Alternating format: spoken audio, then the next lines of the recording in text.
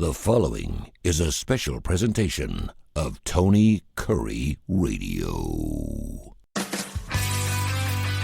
We do lots of great shows here on Tony Kurre Radio. We do classic rock shows. We got blues shows. We got animal shows. We have great shows called Mission Minded, which we do with Michael Coleman, who's going to join us right now. And Bite by Bite, Heart of Alabama Food Bank, talking about feeding America and food banks, and something that we all know. It takes human beings. It takes a lot of passion to make a non-for-profit go, regardless of what you're talking about. But really, it's about the people that get involved in what you are trying to push through. And there are certain ways. You've been doing this your entire life, Michael, about how to get people involved in your business. How is that? Well, look, for those of you who may not know, who may just be joining in maybe for the first time, we have a huge sourcing and distribution. That's kind of our role. And we need lots of volunteers for that. So we're constantly recruiting volunteers. But then the agencies, or our partner agencies, are the ones that have the community food bank or the community pantries, the church pantries, all that. And they hit us up all the time and said, I could do so much more, but I just can't get anybody coming and volunteering. And so I say, well, tell me a little bit about how you recruit volunteers. And let's just say it's very uninspiring. And it's no wonder you don't get volunteers. Now, so I said, we just put together a little training for some of our folks to help them understand. And so I'm just going to touch on a few of those points, because really it applies to getting anybody involved in things that you're passionate about. And so it doesn't have to be volunteering or whatever. But one of the things I try to coach people on is, when you start at the very beginning, is you have to be able to define what it is, not that you're doing, but the impact that you're making. Talk about impact, because people have very little time, because we know they have a million things out there competing for their time. So if you're wanting to pull somebody into your world, you better be able to tell them how it's going to change somebody else's life. Now, if you're always complaining about the work, if you're all that's not going to inspire anybody. They're like, oh, they bitch and gripe all day long about having to distribute groceries, or they judge the people that are coming. Nobody wants to be a part of that. So talk about it very favorably, about the work that you're doing, the lives that you're changing. And then be prepared to give somebody, hey, if you're going to come on board with us, here's very specifically what we need in our volunteers. I've seen volunteers come on site sometimes, and you're not ready for them. You don't really know what you're going to do. You just like having them around. So they end up sitting around and they're like, well, can I help this? And no, you almost need to write a job description. Hey, we need a volunteer in our frozen section to do this. We need a volunteer who's going to sit at this table and help sign up, and just make it very clear.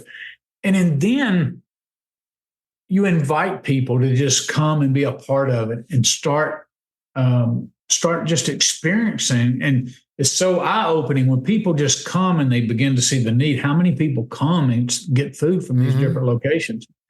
But I'll tell you, the number one thing that I think shuts it down along the way is, when you're bringing in volunteers, you're bringing in typically a lot of older people who have maybe retired from their jobs, because this is during the daytime. So these are people who are retired, or maybe their spouse works and they have the freedom, but have a lot of life experience. And so they will come in and they will look at an operation and they'll say, well, have you thought about this, or we thought about this? And I've seen people shut all that down. Look, I don't want your thoughts. I don't want you coming in and changing anything.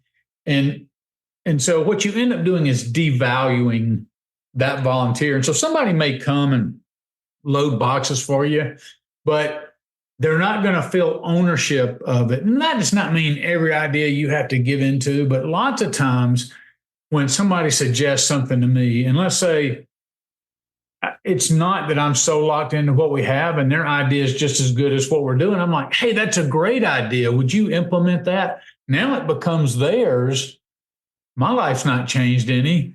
But now they're motivated because they've now taken ownership, and they're like, hey, tell them that. Now they're going out telling their friends, hey, I went over there and they did something I didn't really think was good. I told them about the system and they implemented it. And now I'm running this. And and so what you're doing is when you bring people in and you inspire them and you help them understand this much bigger picture, whose life they're changing, they have a specific role, they're taking ownership of that role, they get to employ their own ideas. Well, they get excited, and then they go back to their circle of influence. Now, that could be your church group, that could be your bridge club, that could be you go out and eat biscuits with the fellas in the morning, because we have that all over the South, every Hardee's or whatever, or McDonald's has a group of men who gather around.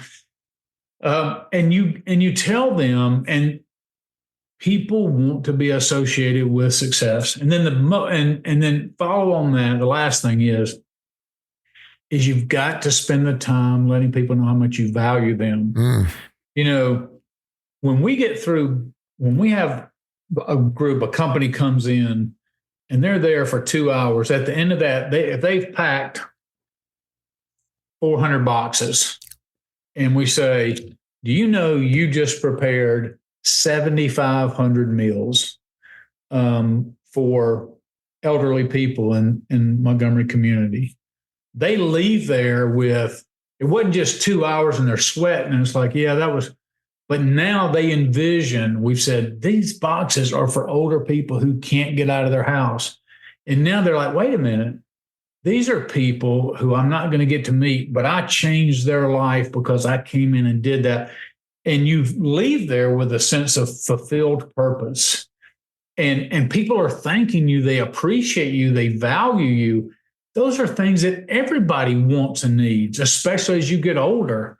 And so what you're doing is you're giving them every reason in the world to come back and be a part of what you're doing and to bring a friend. And so a lot of it is just start with where you are. Ask yourself, is this a place where somebody wants to be a part of? Is there joy here? Is there accomplishment here? Is there impact here? Are you loving people? Are you caring for people? And if you're not doing with all those things, then you are creating an environment that makes it incredibly difficult for volunteers to both want to come be a part of, want to take ownership of, and want to stay there. And if you don't mind, I want to add something here, and I'd like you for to expand on it. Just talk about how important it is for people that are volunteering for whatever you're doing, that they're advocates of yours and that they understand what your purpose is. I think a lot of times, I used to run a non-for-profit as well, and we will always need volunteers. And I'd always say to my ex, well, what do we need volunteers for? Because we'd have 10 or 12 people show up and we didn't know what to do with them. Do you need us to put tents up? Do you need us to put tables out? And then normally, we have somebody obviously wanted to do it all anyway. And they're like, no, you're good. And then of course, someone came out all day to volunteer and they didn't do anything for you.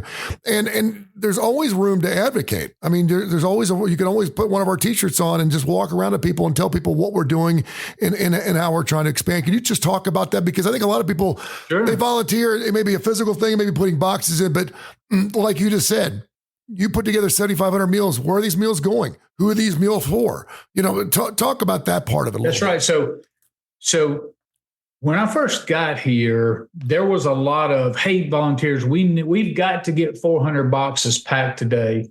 And they were driving the volunteers almost like they were employees. Hey, we got to just push them through. And we're like, no. Who cares whether we get the 400 boxes? It'd be great if we do, but you know what? If we only get 300 boxes, but they leave here with a great experience.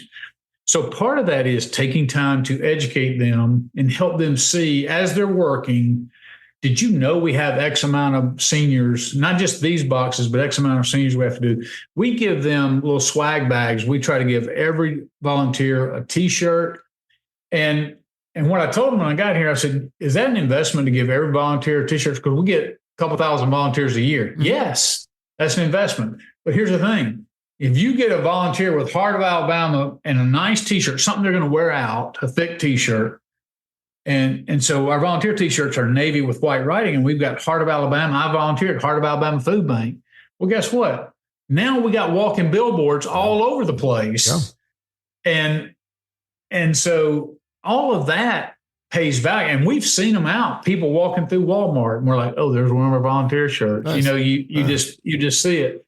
And so you inform the volunteers, you show them respect, you show them, let them know the impact they are. And I guarantee at a minimum, they will come back And even if they can't come back, they will share their experience with somebody. And that's what you want. You want to create little ambassadors for what you're passionate about. So it could be your nonprofit. It could be just your pantry, church pantry, whatever it is. You get people involved. You got to be excited about it yourself. You got to give them impact and then celebrate what they've done, and which empowers them and motivates them to go out and share that good news with other people. This is Bite by Bite. This has been a special presentation of Tony Curry Radio.